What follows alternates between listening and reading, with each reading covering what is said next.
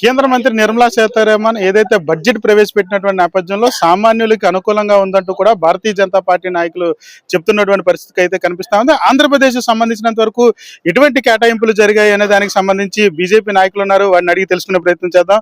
Sir నమస్తే, ఎటువంటి కేటాయింపులు జరిగాయి ఆంధ్రప్రదేశ్ సంబంధించి? సామాన్యులకి ఈసారి బడ్జెట్ లో అధికంగా ఉంటుందంటూ కూడా చెప్తూ ప్రవేశపెట్టినటువంటి బడ్జెట్ ఎలా ఉందండి? కేంద్ర మంత్రి శ్రీమతి నిర్మలా సీతారామన్ గారు వరుసగా 9వ కేంద్రంలో బడ్జెట్ ప్రవేశపెట్టి మరి ప్రపంచ రికార్డు సృష్టించారు. ఆమె మన తెలుగింటి కోడలు, మీ అందరికీ తెలిసిన విషయమే.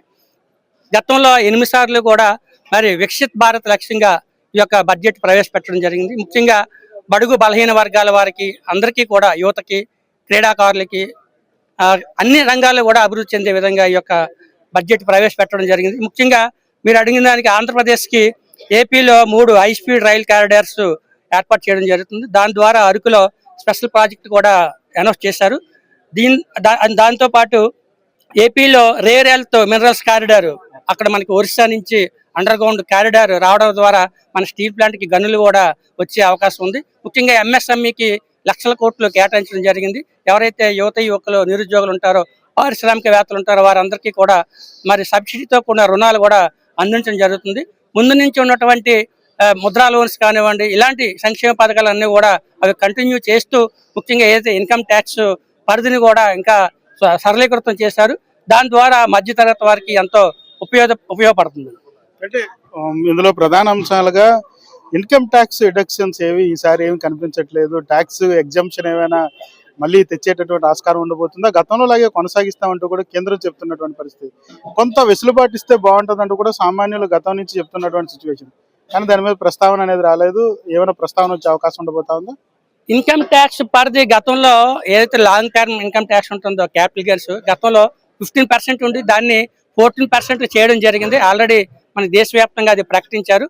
గతంలో ఎవరు ఊహించిన విధంగా 12 లక్షల వరకు ఎటువంటి ఇన్కమ్ ట్యాక్స్ కట్టనవసరం లేదని చెప్పడం జరిగింది. దాన్ని ఇప్పుడు కంటిన్యూ చేస్తున్నారు. ఏదైతే 15% ఉందో దాన్ని 14% కూడా తగ్గించడం జరిగింది.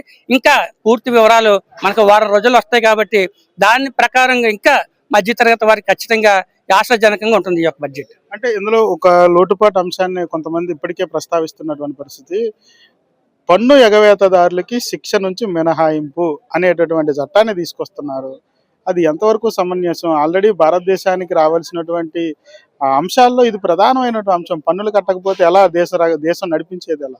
పన్నుల నుంచి మినహాయింపు, ఏదైతే పన్నులు ఎగవేతదారులకు మినహాయింపు ఇవ్వడాన్ని ఎలా చూడొచ్చు అంటారు? మీరు చెప్పిన దాని ప్రకారంగా చూస్తే పన్నులు ఎవరైతే ఎగవేతదారులు ఉన్నారో వాళ్ళకి కఠినంగా శిక్షించే విధంగా ఖచ్చితంగా మనకు చట్టాలు ఉన్నాయి. దాన్ని చట్ట పరిధిలోకి తీసుకోవడం జరుగుతుంది.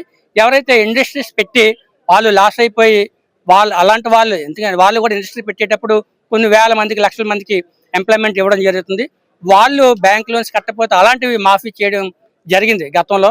అంతే తప్ప ఎవరైతే ఇన్కమ్ ట్యాక్స్ నిజాయితీగా కడతారో వారందరికీ కూడా మంచి గౌరవం ఇవ్వడం జరుగుతుంది దేశంలో.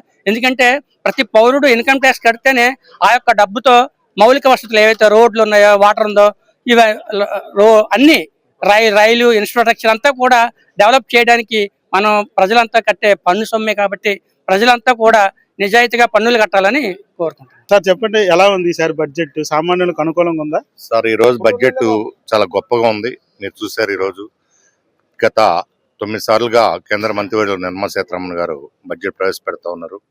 ఈసారి ప్రత్యేకంగా బడుగు బలహీన వర్గాలకు మనం చూసాం. ముఖ్యంగా ఆంధ్రప్రదేశ్ చూస్తే అరకు మినరల్ డెవలప్మెంట్, అలానే రైల్వే కారిడార్స్, ఇవన్నీ startup companies, income tax exemptions, ఇవన్నీ చూసి ఇంకా బడ్జెట్ మీద మేము కూడా ఇంకా కొంచెం మాట్లాడాలంటే కూలసంగా కొంచెం తెలుసుకోవాలి మేము కూడా. అయినప్పటికీ కూడా దాదాపుగా ఇవాళ కేంద్ర గవర్నమెంట్ పెట్టిన బీజేపీ ఆధ్వర్యంలో కేంద్ర గవర్నమెంట్ పెట్టిన బడ్జెట్ ప్రవేశం చాలా గొప్పగా ఉంది. భవిష్యత్తులో మా వికసిత్ భారత్కి చాలా గట్టిగా ఉత్సాహం ఇచ్చేలాగా ఈ బడ్జెట్ ప్రవేశపెట్టడం జరిగింది. భవిష్యత్తులో కూడా బీజేపీ అధికారంలోకి రావాలని చెప్పేసి బడుగు బలహీన వర్గాలకు మంచి ఆశాజ్యోతిగా ఉంటుందని చెప్పేసి, వికసిత్ భారత్ ద్వారా అందరికీ మంచి ఇది ఇస్తుందని చెప్పేసి 9వ నిర్మలా సీతారామన్ గారు బడ్జెట్ ప్రవేశపెట్టారు.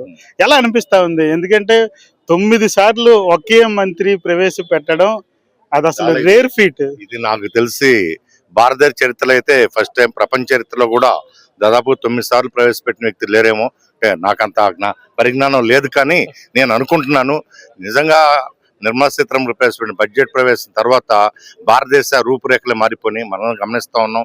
ఇవాళ జీడిపి రేటు కానివ్వండి, వృద్ధి రేటు కానివ్వండి, మహిళా సాధికారత కానివ్వండి, లేకపోతే అది అట్టడుగు వర్గాల అభ్యున్నతి కోసం కానివ్వండి, ఆవిడ ప్రవేశపెట్టిన బడ్జెట్ చాలా గొప్పగా ఉంది. ఈ సంవత్సరం ఇంకా గొప్పగా ఉంటుందని చెప్పేసి కూడా ఇవాళ చూస్తే కొంతవరకే చూసాం మేము. ఇవన్నీ కూడా చూసిన తర్వాత ఈ బడ్జెట్ ఈ 9 సంవత్సరాల కంటే మిన్నగా ఉందని చెప్పేసి అభిప్రాయం చేస్తా ఉన్నాను. చూడొచ్చు, కేంద్ర ప్రభుత్వం ప్రవేశపెట్టినటువంటి బడ్జెట్ సామాన్యులకి అనుకూలంగా ఉందంటూ కూడా ఈ బడ్జెట్ తో ఒక్కసారిగా ప్రజలతో పాటుగా భారతీయ జనతా పార్టీకి కూడా పూర్తిగా ఆంధ్రప్రదేశ్ లో మరింత అవకాశాలు వచ్చే విధంగా కూడా ఈ బడ్జెట్ ఉంది. సామాన్య మధ్యతరగతి వాళ్ళకి అనుకూలంగా బడ్జెట్ ఉందంటూ కూడా భారతీయ జనతా పార్టీ నాయకులు చెప్తున్నటువంటి పరిస్థితి కనిపిస్తా ఉంది. కెమెరా పర్సన్ నారాయణతో భరత్, యూటీవీ, విశాఖ నుంచి.